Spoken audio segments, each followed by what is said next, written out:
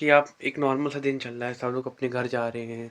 कुछ लोग अपने सुबह-सुबह अपने बच्चों को स्कूल छोड़ने जा रहे हैं, कुछ लोग ऑफ़िस जा रहे हैं, कुछ लोग रेस्टोरेंट में अपने पार्टनर से बात कर रहे हैं। लेकिन अचानक से एक तूफ़ान आता है जो अजीब होता है, जो नॉर्मल तूफ़ान से बिल्कुल अलग होता है, ठीक है? उसकी हवाएँ तूफ़ान मतलब टॉर्नेडो से अलग तरीके से बह रही हैं और एक ही जगह 26-26 बार बिजलियाँ गिर रही हैं। ये नॉर्मल नहीं है, ये एबनॉर्मल है। 3 सेकंड में ऐसा कुछ होता है कि दुनिया का सबसे पावरफुल देश हेल्पलेस बन जाता है। आज हम टॉम क्रूज़ की movie the world of the war की बात करेंगे। इस मूवी के बारे में आपको बेसिक चीज़ें बता देता हूँ, ठीक है? मूवी का नाम वर्ल्ड ऑफ द वॉर है, रिलीज़ 2005 में हुई थी। लीड एक्टर टॉम क्रूज़ है, रे फेरेन के रूप में, ठीक है, कैरेक्टर के। और डायरेक्टर है स्टीवन स्पिलबर्ग। और ये किस चीज़ पे बेस्ड है ये 1898 में इस क्या नाम है उस नॉवल का? एच.जी. वेल्स स्टोव की नॉवल है, उससे ये मूवी उस पे बेस्ड है। इस मूवी की सबसे पहला चीज़ मुझे ये लगती है कि जो एलियंस अटैक करते हैं ना विदाउट म्यूज़िक के करते हैं, मतलब कोई भी बैकग्राउंड लाउड म्यूज़िक नहीं चल रहा, ठीक है, कोई भी स्पीच नहीं चल रही, हम तुम्हारे यहाँ पे हमला करेंगे, ये नहीं कि क्या कहते हैं, न्यूयॉर्क की वो जो सबसे बड़ी न्यूयॉर्क टाइम की सिटी है उसको ब्लॉक करके हाय हम तुम पे हमला करेंगे, ऐसा नहीं जैसे ट्रांसफॉर्मर की मूवी में दिखाया जाता है टीवी पे भी। हैक नहीं करते एलियन, ठीक है। जो ये बड़े बड़े ट्राइपॉड्स हैं एक ही बार में ह्यूमंस को वेपोराइज कर देते, कुछ नहीं बोलते, सटाक से वेपोराइज कर देते हैं।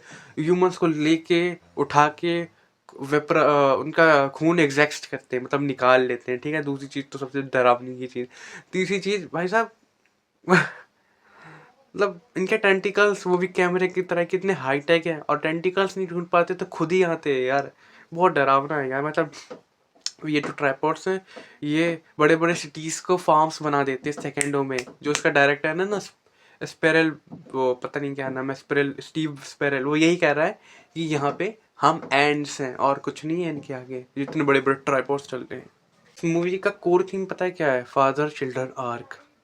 मतलब रे को हीरो नहीं बनना, सर्वाइवल मतलब वर्ल्ड को नहीं सर्वाइव बचाना, ठीक है, उसको अपने बच्चों को अपने मतलब घर पे पहुंचाना है। वो रे एक डिवोर्सी है, उसकी वाइफ किसी और के साथ रहने लगी है, उसके वो कहीं जा रही होती है तो अपने बच्चों को इसके पास छोड़ देती है अपने एक्स हस्बैंड के साथ, क्योंकि बच्चे तो दोनों है इसी के, तो ठीक है। तो रे को पहले तो सेल्फिश होता है, फेयरफुल होता है, फिर उससे कैसे सेल्फिश से सेल्फ मतलब प्रोटेक्टिव फादर बनता है, और कैसे मतलब फेयरफुल से मतलब रिस्पॉन्सिबल बनता है। जो डॉटर है वो छोटी है, इनसिक्योर, इनोसेंस है, फियर है। जो सन है वो एंग्री है, रेबेलियस है, रेबेलियस ऐसे ही कुछ। और जो रे है वो सर्वाइवल है। कैसे कैसे उसका कैरेक्टर डेवलप होता है, यही एक तो हीरो एक चीज़ है, और यही चीज़ हीरो इस मूवी में दिखाना चाहता है, मतलब कैसे रे का कैरेक्टर डेवलप होता है। ये अच्छी लगती है, यही रियल हीरो है। वो वाला सीन कैसे बोल सकते हैं, हाईवे कार हाईजैक सीन। जब टॉम क्रूज की कार हाईजैक हो जाती है, जब उसका बेटा चला रहा होता है, टॉम क्रूज हो रहा होता है, इसी कारण से टॉम क्रूज सड़क मतलब हाईवे से शुरू में वो कार नहीं लाता, वो मतलब बगल से, गांव के बगल से कार लाता है। वो अपने बेटे को और बेटी को भी बोलता है कि हम हाईवे से इसलिए नहीं ले जा रहे, नहीं तो लोग, सबको कार चाहिए, सब कार लेना चाहेंगे। और रियलिटी है, जब वो उस भीड़ के बीच से गए तो सब लोग कैसे उसको उनके ऊपर टूट गए। लाखों की भीड़, हजार लाखों की नहीं, मतलब हजारों की भी नहीं, लेकिन 100 लोग, 100 150 300 400 500 बंदे थे, क्योंकि अमेरिका की जनसंख्या कम है इंडिया से। सोचो उस टाइम पे, और वो अमेरिका का सीन है वहाँ पे, जबकि हजारों का मतलब 30 करोड़ जनसंख्या है उस टाइम पे। अब भी शायद 40 करोड़, और यहाँ तो 150 करोड़। अगर यहाँ इंडिया में उस मूवी के हिसाब से जो हो रहा होगा वो तो मत पूछो। अमीर तो पहले ही चले गए, जो गरीब है वही स्ट्रगल करेंगे। और अपोकलिप्स में होता भी है, ये सिर्फ गरीब ही स्ट्रगल करते हैं। क्या छोड़ो बंदे, मतलब कैसे एक साथ 20-20 बंदे घुस रहे थे, उसकी बेटी को नहीं कोई देख रहा था, उसकी बेटी को निकलने नहीं दे रहे थे। टॉम क्रूज को मारा, टॉम क्रूज के बेटे को मारा, वो तो उसके पास गन थी कैरी करना, तो उसको सेफ्टी हो गई, नहीं तो उसको मतलब मार देते। ये रियलिटी थी। चलो कैसे कैसे करके बचे। फिर जैसे कैफे में गए, अगली कार आई, उसको एक बंदे ने, वो टॉम क्रूज की गन नीचे गिर रही थी, उसी से शूट कर दिया। मतलब मॉरलिटी चुदाने जाए, इंसान ही सबसे बड़ा एलियन है। अगर बात सिर्फ खुद को बचानी है, इसका रियल एग्जांपल देख लो। जब कुंभ का मेला हुआ था तो इंडियंस क्या कर रहे थे, मतलब दीवार वो ट्रेन की मैंने कर दी थी, क्यों? सिविक सेंस भी ठीक है, लेकिन ऐसे टाइम पे इंसान ही सबसे बड़ा एलियन बन जाता है। मॉरलिटी धज्जियां उड़ जाती है, मॉरलिटी की कुछ नहीं बचता। बेसमेंट सीन कैसे भूल सकते हैं? सबसे डिप्रेसिंग और सबसे मतलब टेंशन सीन तो बेसमेंट का था। एक तो ये बंदा टिम रॉबिन्स, पहले तो हमको एक मसीहा नॉर्मल बुढ़ा लगा, लेकिन जब इसके हाथ में मैंने गन देखी थी तभी लग रहा था कुछ तो करेगा ही, और साला ह्यूमन मैडनेस निकला भाई साहब।